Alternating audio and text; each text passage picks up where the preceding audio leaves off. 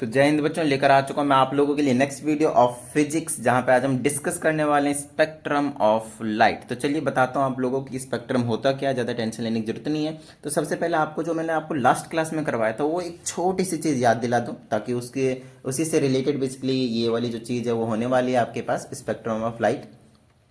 तो सबसे पहले ये देखिए, कहा जाता है when a ray of light passes through a glass slab the light ray is refracted as it enters and leaves the glass slab. तो एंट्री मारते टाइम भी आपके पास रिफ्रैक्शन होता था, टुवर्ड्स नॉर्मल बैंड होता था। अगर एयर से ग्लास में जा रहे हैं, रेयर मीडियम से डेंसर मीडियम है, यहाँ एक तरीके से रिवीजन हो रहा है आप लोगों को। अच्छा, नेक्स्ट आपके पास अगर डेंसर से रेयर में जाते हैं तो अवे फ्रॉम नॉर्मल जाता है। अगर आप पॉइंट ए यहाँ देखें और पॉइंट बी यहाँ पे देखें तो दोनों जगह पे रिफ्रैक्शन हो रहा है, बेंडिंग ऑफ लाइट का प्रोसेस यहाँ पे अगर हो रहा है। अच्छा, अब बात आती है यहाँ पे, ये रे of light passing through it's displace but its direction is not changed. अगर आप बहुत अच्छे तरीके से देखें तो जो एंट्री मार रहा था वो, जो एंट्री मार रहा था वो और जो निकला है वो, ये दोनों ही का डायरेक्शन सेम है। कैसे बोलेंगे, ये देखिए सीधा और ये सीधा पैरेलल लाइन जाता है। पैरेलल लाइन का मतलब उनकी डायरेक्शन सेम होती है। अच्छा, अब बात आती है ऐसा क्यों हो रहा था भाई। तो ऐसा इसीलिए हो रहा था, देखिए यहाँ पे लिखा हुआ है this is because two opposite sides of the glass slabs are parallel. अगर पैरेलल होंगे तो डायरेक्शन भी चेंज उनके नहीं होंगे, वो भी आपके पास पैरेलल ही निकलने वाले हैं। बट लेकिन तब क्या होगा, if two sides through which the light ray enters are not parallel as in case of triangular prism. तो ट्रायंगुलर प्रिज्म आपने पता ही है भाई, उसके जो साइड होते हैं कोई भी दो, वो पैरेलल नहीं होते। बट ग्लास स्लैब के क्योंकि दोनों अपोजिट साइड्स पैरेलल थे, जिससे एंट्री मार रहा है और जिसको मतलब लिव कर रहा है बेसिकली, इसीलिए उनके डायरेक्शन चेंज नहीं होते थे। बट यहाँ पे अब हम ट्रायंगुलर प्रिज्म के बारे में बात करेंगे कि यहाँ पे आपके पास डेविएशन कैसे होता है, which is the most important part of this chapter. कहा जाए तो यही है जिंदगी, ठीक है। चलिए मैं आपको समझाता हूँ कि किस तरीके से काम होने वाला है। यहाँ पे आपको दिख रहा है एक ट्रायंगुलर प्रिज्म, कुछ इस तरह से, कुछ इस तरह से दिख रहा है ना, एक ट्रायंगुलर प्रिज्म आपके पास, ठीक है ना। ओके, अब इस प्रिज्म से अपने को लाइट को पास करवाना है। आप इस रेड वाले पे फोकस करके रहे, this is your incident ray. अब ये वाला जो डॉटेड लाइन गया है, ये वाला आपके पास नॉर्मल है, तो टुवर्ड्स नॉर्मल बैंड होगा, क्योंकि रेयर मीडियम से डेंसर मीडियम की ओर जा रहे हैं। Got it, okay. अब डेंसर मीडियम से रेयर की जाएंगे तो यहाँ पे हम नॉर्मल बनाएंगे तो अवे फ्रॉम नॉर्मल चला जाएगा। ये रे ऑफ लाइट का एक प्रिज्म के थ्रू पास होता है। अब खुद देखें आप, ये इधर जा रहा है और ये इधर जा रहा है, ये पैरेलल भी नहीं है, मतलब they have changed there directions. समझ में आ गई बात। जो एंट्री मार रहा था वो और जो लिव कर रहा था वो दोनों ने ही अपने डायरेक्शन क्या कर लिए, चेंज कर लिए। दोनों का डायरेक्शन सेम नहीं है, अब की बार अलग है। समझ में आ गई बात यहाँ। ओके, यहाँ पे एक खास चीज समझना है आपको, जिसे हम बोलते हैं एंगल ऑफ डेविएशन। तो नो डाउट देखिए, ये तो आपके पास I1 होने वाला है, एंगल ऑफ इंसिडेंस ये आपके पास R1 होने वाला है। दो जगह होगा, इसीलिए 1 1 और 2 2 का यूज करेंगे बेसिकली। एंगल ऑफ रिफ्रैक्शन है ये वाला, नॉर्मल के साथ ही हम हमेशा बनाना, आपने ध्यान रखना है। ये भी आपका R2 रहता है, आपको मालूम होना चाहिए, ठीक है ना। अच्छा, नेक्स्ट आपके पास ये वाला एंगल आप इंसिडेंस भी बोल सकते हैं, क्योंकि वो I1 के इक्वल हो सकता है, ई होता ही बेसिकली, ठीक है ना। या फिर सिंपली आप आई लिख सकते हैं, इसको कोई टेंशन वाली बात नहीं, I1, ठीक है। ओके, अब यहाँ से आपको ध्यान रखना है कि एंगल ऑफ डेविएशन कैसे बनता है। बड़ी छोटी सी चीज़ है, बहुत ज़्यादा छोटी सी चीज़ है। अगर आपने इंसिडेंट रे को आगे एक्सटेंड कर दिया, ये जो ब्लू वाला जा रहा है ये वाला, और जो एमर्जेंट रे है उसको बैकवर्ड के साइड में, इसको इंसिडेंट रे को फॉरवर्ड और एमर्जेंट रे को बैकवर्ड अगर एक्सटेंड कर दिया तो इनके बीच में ये जो एंगल बनता है, this angle is called angle of deviation. समझ में आ गई नहीं इतनी बात, डन है, ओके ग्रेट। अच्छा, यहाँ पे दो तरह के डेविएशन और देखने को मिलेंगे सिंपल। अगर आप एक ट्रायंगल को नोटिस करें, ये वाला MPQ, ये वाला ट्रायंगल, तो ये वाला एंगल जो है उसको हम Δ1 बोलेंगे और ये वाला एंगल Δ2 होगा। तो ये जो डेल्टा होगा वो Δ1 प्लस में Δ2 के इक्वल होता है by applying exterior angle sum property of triangle. कैसे, देखिए ये वाला है, ये आपके पास एक्सटीरियर एंगल है, exterior angle opposite to interior angles के इक्वल होता है। वही चीज़ यहाँ पे मैंने आपको बताया। आई होप आपको ये समझ में आ गया होगा। अब कौन कौन से ऐसे फैक्टर्स हैं, है ना, जो इफेक्ट करते हैं किसको, यस, एंगल ऑफ डेविएशन को, कि एंगल ऑफ डेविएशन कम होगा, ज़्यादा होगा, चेंज होगा, क्या होगा। तो अगर आपने एंगल ऑफ इंसिडेंस को चेंज करते गए तो आपका एंगल ऑफ डेविएशन भी 100% चेंज होगा ही होगा। एंगल ऑफ प्रिज्म, देखिए प्रिज्म आपके पास अलग अलग तरह के होते हैं। इक्विलेटरल होता है आपके पास, आइसोसेलेस राइट एंगल ट्रायंगल होता है, और एक राइट एंगल होता है आपके पास, है ना। ये वाला मैंने प्रिज्म वैसे बना दिया, but right angle isosceles right angle ऐसे बनेगा, और राइट एंगल आपके पास ये वाला साइड कम ज़्यादा हो सकता है। तो इस तरह के आपके पास 3 ट्रायंगल देखने को मिलते हैं प्रिज्म बेसिकली, ठीक है ना। अगर उसके एंगल को आप चेंज करते जाते हैं, एंगल को चेंज करते हैं, तो नो डाउट आपका ये जो एंगल ऑफ डेविएशन है वो भी चेंज होने वाला है। नेक्स्ट है बाय द वे होता क्या वो देख लीजिए। For a given angle of incidence the angle of deviation increases with increase in angle of prism, मतलब एंगल ऑफ प्रिज्म को बढ़ा देते हैं आप, इंक्रीज कर देते हैं, तो आपका जो एंगल ऑफ डेविएशन है वो भी इंक्रीज हो जाएगा। रिफ्रैक्टिव इंडेक्स नो डाउट बहुत ज़्यादा इंपॉर्टेंट फैक्टर प्ले रोल है, ये प्ले करता है बेसिकली, ठीक है ना। अच्छा, आपको मैंने ऑलरेडी रिफ्रैक्टिव इंडेक्स से रिलेटेड सारी चीज़ें करवा दी है लास्ट वीडियो में ही। नेक्स्ट की बात करते हैं तो refractive index of the prism material for angle of incidence angle of deviation increases with increase in refractive, same इसकी तरह एंगल ऑफ प्रिज्म की तरह अगर रिफ्रैक्टिव इंडेक्स को भी इंक्रीज करेंगे तो ये भी इंक्रीज हो जाएगा। वेवलेंथ भी बहुत ज़्यादा इंपॉर्टेंट है भाई, ये इनवर्सली प्रोपोर्शनल होते हैं आपके पास। For a given angle of incidence the angle of deviation decreases with increase in wavelength of light, ये 4 फैक्टर आपने याद रखने, ठीक है, पूछ सकते हैं, नॉर्मल सी बात है। नेक्स्ट आप क्या है, आपके पास है डिस्पर्जन ऑफ लाइट। तो ये जो डिस्पर्जन ऑफ लाइट की कहानी है वो हमारे न्यूटन अंकल ने किया था। तो इन्होंने क्या किया, Newton allowed sunlight to enter his dark room through a small hole in a window place a prism in the path of light rays. He received the light merging from a prism on a white screen. He was surprised to see a band of colors of rainbow starting from the side of the base of the prism. He saw the 7 colors following in the following order: violet, indigo, blue, yellow, orange and red. इनको मैंने short form में लिख दिया आपके पास विब ग्योर, ठीक है। अब इस सॉरी इस एक्सपेरिमेंट में देख सकते हैं आप न्यूटन अंकल क्या कर रहे हैं, एक अपने डार्क रूम में से एक छोटा सा होल कर दिया है जिसके थ्रू अपने सनलाइट आ रहा है, और यहाँ पे उन्होंने क्या कर दिया, प्रिज्म रख दिया, जिससे इन्होंने यहाँ पे व्हाइट स्क्रीन पे ऑब्जर्व किया रेनबो के कलर्स जो कि होते विब ग्योर, समथिंग लाइक दिस, ठीक है। यहाँ से सनलाइट आया और ये अपने कलर्स में डेविएट हो गए, और इसी को हम बोलते हैं बैंड ऑफ कलर्स, या फिर इसी को हम बोलेंगे स्पेक्ट्रम। क्या बोलेंगे, स्पेक्ट्रम। तो आपका चैप्टर इसी के नाम के ऊपर रखा गया है। समझ में आ गई बात, इतनी डन है, ओके। तो इसी से रिलेटेड हमारे पास 2 तरह के स्पेक्ट्रम देखने को मिलेंगे। पहला जो स्पेक्ट्रम है वो ऐसा स्पेक्ट्रम होगा जिसको हम बोलेंगे इम्प्योर। इम्प्योर वाला क्या करता है, no sharp well defined boundaries होते हैं, जैसे कि देखिए विबग्योर में वायलेट, इंडिगो, ब्लू, है ना, इस तरीके से सारे कलर्स आ रहे थे साथ के साथ, तो ये कब मिक्स हो जाएंगे एक दूसरे से आपको पता भी नहीं चलेंगे। पर्टिकुलरली शार्प बाउंड्रीज आपको इसमें देखने को नहीं मिलेंगे। अब ये कब वायलेट शुरू हुआ और कब ब्लू शुरू हो गया, कब वायलेट खत्म हुआ और कब ब्लू शुरू हो गया, आपको पता भी नहीं चलेगा। They will be mixed with each other, right.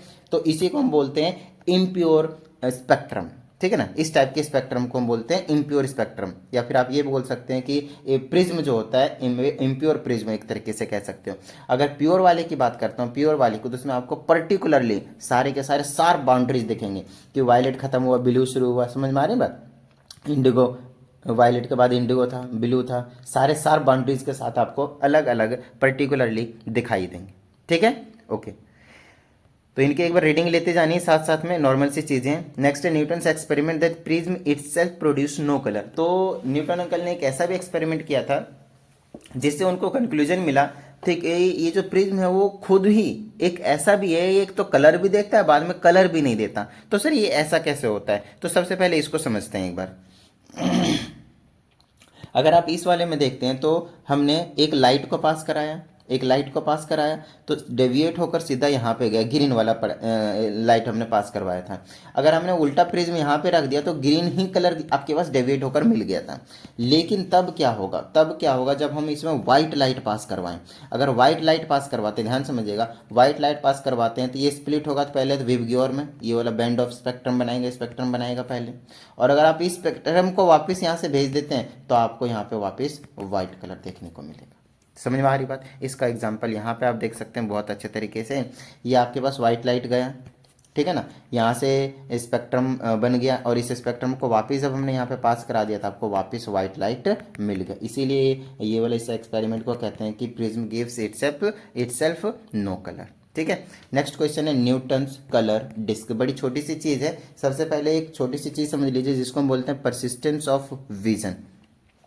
Persistence of vision हमारे ह्यूमन आई का होता है 1/16 ऑफ अ सेकेंड। अब इसका क्या मतलब है, इसका मतलब ये, अगर आपने किसी ऑब्जेक्ट को देखा, कोई भी, it can be any object, that remains in are retina for 1/16 second. अगर 1 को आप 16 से डिवाइड कर दे 0 पॉइंट समथिंग आएगा, 16 16 96 है ना, 0.06 सेकेंड के आसपास आएगा। तो इतने सेकेंड्स के लिए आपके रेटिना पे ये स्टे करता है। अगर इससे पहले आपको कोई दूसरी इमेज दिख गई, अगर इससे पहले आपको कोई दूसरी इमेज दिख गई तो समझ लेना कि वो आपस में मिक्स हो जाएंगे, ठीक है ना। अब उसी हिसाब से अगर ये आपके पास एक न्यूटन डिस्क है, न्यूटन डिस्क का मतलब इसमें हमने विबग्योर के सारे कलर रख रखे हैं, समझ में आ रही है बात। इसमें हमने क्या कर रखा है, विबग्योर के सारे कलर रख रखे हैं। अब मैं क्या करूंगा, इसको मूव करना शुरू करवाऊंगा। जैसे मैं थोड़ा सा घुमाया, ठीक है ना, तो इसकी फ्रीक्वेंसी कुछ ना कुछ हो जाएगी जिससे थोड़ा सा तेज घूमेगा, ठीक है ना। अच्छा, थोड़ा सा और फ्रीक्वेंसी बढ़ा दूं, मतलब तेज और घुमाऊं और तेज घुमाऊं और तो तेज घुमाऊं, तो होगा क्या, अगर ये जो आपके पास न्यूटन डिस्क है जिसमें विबग्योर के सारी कलर हैं, वो अगर एक सेकंड में आप कह सकते हैं कि 16 चक्कर से ज़्यादा मार रहा है, एक ही सेकंड की बात कर रहा हूँ, 16 चक्कर से ज़्यादा मार रहे हैं, मतलब 16 इमेजेस से ज़्यादा हमें दिख रहे हैं, तो आपको लगेगा सारे के सारे आपस में मिल गए। और आपको पहले ही बता दिया है कि अगर ये सारे कलर मिक्स हो जाते हैं तो आपको क्या मिलता है, व्हाइट कलर। तो अगर आप इस वाले को अगर बड़ी तेजी से घुमाएंगे तब आपको पता चलेगा ये कुछ नहीं, आपको व्हाइट कलर का दिखेगा, ठीक है। इसी एक्सपेरिमेंट को कहते हैं न्यूटन कलर डिस्क एक्सपेरिमेंट। आपने क्या करना है, इनका एक बार रीडिंग जरूर लेना है, ठीक है। नेक्स्ट आपके पास आपको क्या याद रखना है, समझिएगा। ये आपके पास फ्रीक्वेंसी बढ़ते हुए कुछ इस तरह से डाउनवर्ड आ रहे थे, इसी ऑर्डर वाइज में आपने याद रखना है, और ऊपर जा रहे तो फ्रीक्वेंसी वेवलेंथ बढ़ रहा है, ठीक है ना, उल्टा है। वेवलेंथ और फ्रीक्वेंसी एक दूसरे के रेसिप्रोकल होते हैं, जैसे मैंने आपको रिलेशन पहले भी बता रखा होगा, नहीं तो साउंड में बता दूंगा, C is equal to lambda F, ठीक है ना। तो यहाँ से फ्रीक्वेंसी C बाय में लैम्डा, C कॉन्स्टेंट है आपके पास, F फ्रीक्वेंसी और लैम्डा ये दोनों के आपस में एक दूसरे के रेसिप्रोकल है। समझ में आ गई बात इतनी, डन है।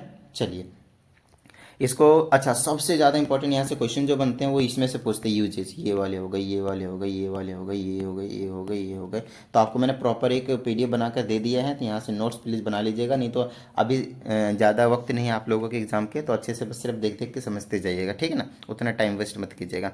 उसी चीज़ को थोड़ा सा इस तरह से रिप्रेजेंटेशन दे दिया, ज़्यादा टेंशन मत लीजिएगा। यहाँ पे विजिबल इनविजिबल देखिएगा, पूरे स्पेक्ट्रम में एक जो विजिबल रेंज था सिर्फ वही हमारे लिए हम उसे देख सकते हैं, ठीक है ना। बाकी इनविजिबल होते हैं इंफ्रारेड, और इधर इनविजिबल होते हैं बाकी के सारे भी, ठीक है ना। तो ध्यान रखिएगा इसको, कई बार क्वेश्चन पूछ लिया जाता है इससे कि इनविजिबल वाला कौन सा है। और विजिबल की जो रेंज होती है वो 350 से 750 नैनोमीटर्स तक होता है, 4 से 700 बोल सकते हो, कोई दिक्कत नहीं, उतना अप्रोक्सीमेटली चलता है। तो 400 टू 750 नैनोमीटर्स के आसपास वेवलेंथ होती है किसकी, विजिबल के जो हम देखते हैं विबग्योर वाली, ठीक है ना।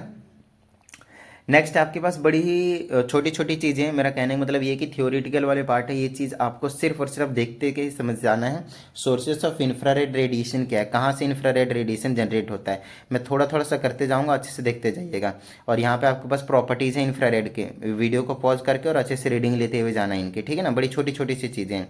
और फिर यूजेस क्या हैं इंफ्रारेड रेडिएशंस के, फिर हम अल्ट्रावायलेट पे आ जाएंगे वही सारी चीज़ें लेकर, ठीक है ना। उसके बाद आगे आ जाएंगे अल्ट्रावायलेट के यूजेस, प्रॉपर्टीज, सारी चीज़ें के बारे में, ठीक है ना। यहाँ तक हो गया अल्ट्रावायलेट, एक एक करके बता रहा हूँ सारी चीज़ें।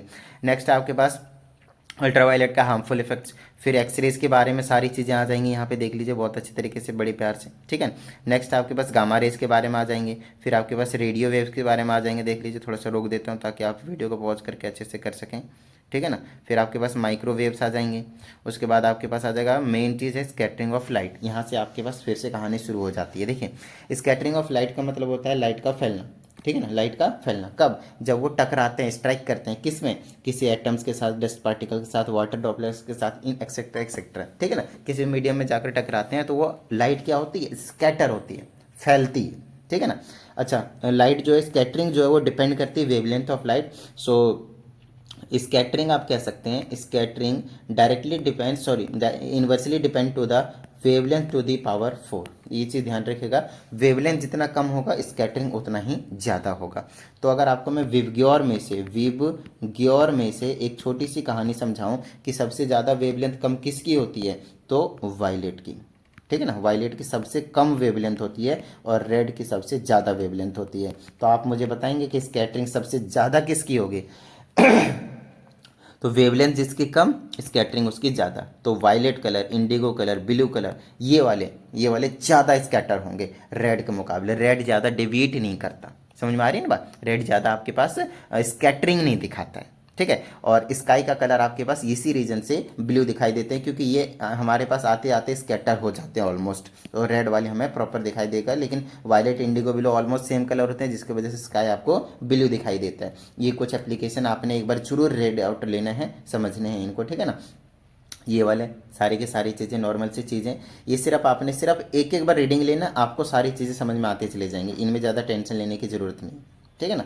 ये वाली चीज़ें हो गई, ये वाली चीज़ें हो गई, और यहाँ पे आपके पास ये जो चैप्टर है वो कंप्लीट हो जाता है। नो डाउट इन शॉर्ट करवाया है, आई नो, बट इस चैप्टर से उतने ज़्यादा क्वेश्चंस नहीं आएंगे, जहाँ पे आएंगे वहाँ पे मैंने आप लोगों को फोकस करके करवाया है, तो ज़्यादा टेंशन मत लीजिएगा। चलिए प्रैक्टिस करते रहिएगा, मिलते हैं अगली वीडियो में। जय हिंद।